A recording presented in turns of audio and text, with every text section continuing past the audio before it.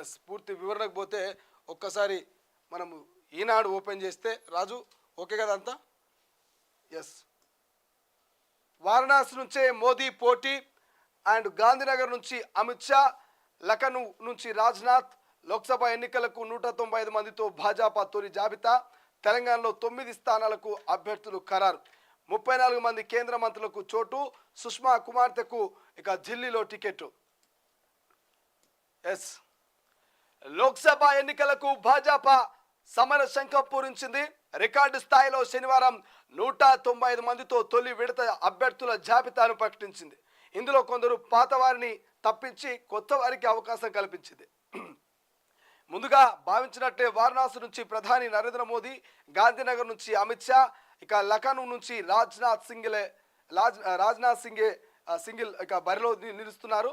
తొలి జాబితాలో 34 మంది మంత్రులకు చోటు.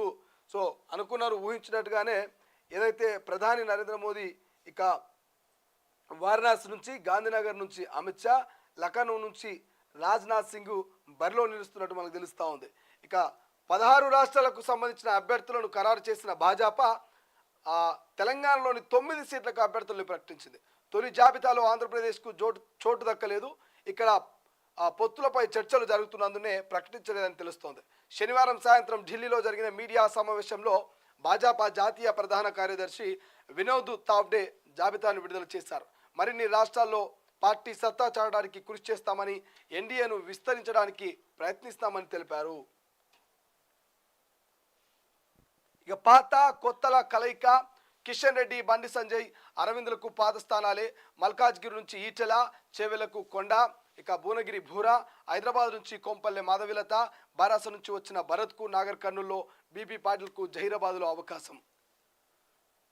రాష్ట్రంలో పాత కొత్త కలయిక 9 మందితో భాజపా లోక్సభ అభ్యర్థుల జాబితా శనివారం విడుదలైంది. 3 సిట్టింగ్లకు బారాస నుంచి తాజాగా పార్టీలో చేరిన 2కి టికెట్లు దక్కాయి. కేంద్ర మంత్రి కిషన్ రెడ్డి, సిట్టింగ్ ఎంపీల బండి సంజయ్, ధర్మపురి అరవింద్, భాజపా కీలక నేత ఈటెల రాజేందర్, మాజీ ఎంపీలు కొండా విశ్వేశ్వరరెడ్డి, బూర నర్సయ్య గౌడ్కు పోటీకి అవకాశం లభించింది. హైదరాబాద్ నుంచి కొత్త అభ్యర్థి కొంపల్లి మాధవిలతకు పార్టీ అవకాశం కల్పించింది. భాజపా గతం కంటే భిన్నంగా వ్యవహరించి ఎన్నికల షెడ్యూల్ కంటే ముందే ఈసారి మొదటి జాబితాను ప్రకటించింది. ఎస్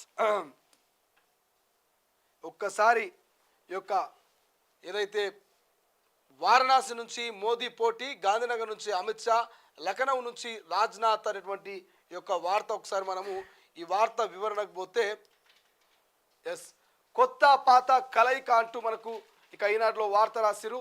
ఇక లోక్సభ స్థానాలకు గాను అంటే పార్లమెంట్ ఎన్నికల బరిలో ఇక గెలుపు గుర్రాల్ని బీజేపీ అధిష్టానము బరిలోకి దించింది.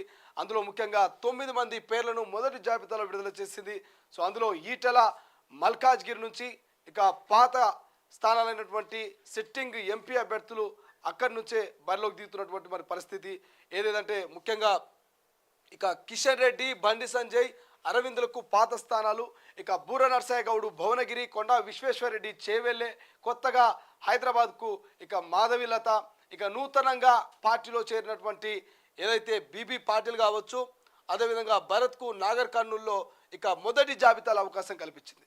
సో మొత్తం మీద బీజేపీ మాత్రం గతంలో కంటే ఈసారి కొంత భిన్నంగా ఇక తొందరగానే మొదటి జాబితాను ప్రకటించి 195 మందితో దేశంలోనే మొదటిసారిగా ఇక ఇక బారాస అదే బీజేపీ పార్టీ ఇక బారాస నుంచి వచ్చినటువంటి అంటే బీఆర్ఎస్ నుంచి వచ్చినటువంటి 2 నాయకులకు అవకాశాన్ని కల్పించి మొదటి జాబితాలో కొంత ఊహించని రీతిలో ఇక వ్యూహాలను అయితే ముందుకు తీసుకుపోతున్నట్టు తెలుస్తోంది తెలంగాణ రాష్ట్రంలో.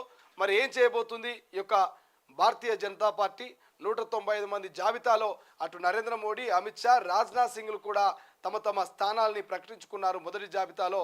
సో మరి మొత్తం మీద ఎన్నికలకు దాదాపు ఇంకా నోటిఫికేషన్ కూడా వెలువడలేదు, అంటే 2 నెలల సమయం ఉందనుకోవచ్చు మనం.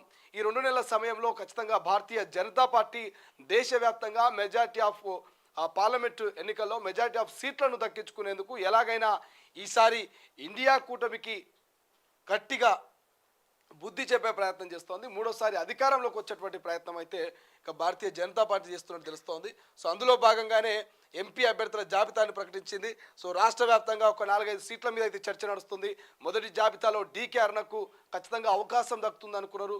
ఇక ఆదిలాబాద్కి సంబంధించి ఆదిలాబాద్కి సంబంధించి కూడా సీటు సంబంధించి సోయం బాపురావుకు సంబంధించినటువంటి పేరు కూడా రాబోతుంది అనుకున్నారు. అట్లా కొన్ని ఏరియాలో అయితే కొంత అభ్యర్థుల కసరత్తు నడుస్తోంది. ఒక్కొక్క సీటుకు 2-3 నాయకులు పోటీ పడతా ఉన్నారు. కాబట్టి కొంత పార్టీ ఎవరికి ఇవ్వాలి, ఎవరిని బుజ్జగించాలన్నటువంటి కసరత్తు చేస్తున్నట్టయితే మనకు స్పష్టంగా అనిపిస్తుంది. ఇది మొత్తం మీద ఇంకా మోదీ వారణాసి నుంచి పోటీ చేస్తున్నటువంటి సిచ్యువేషన్ మనం చూస్తూ ఉన్నాం. ఒక్కసారి ఏబిఎన్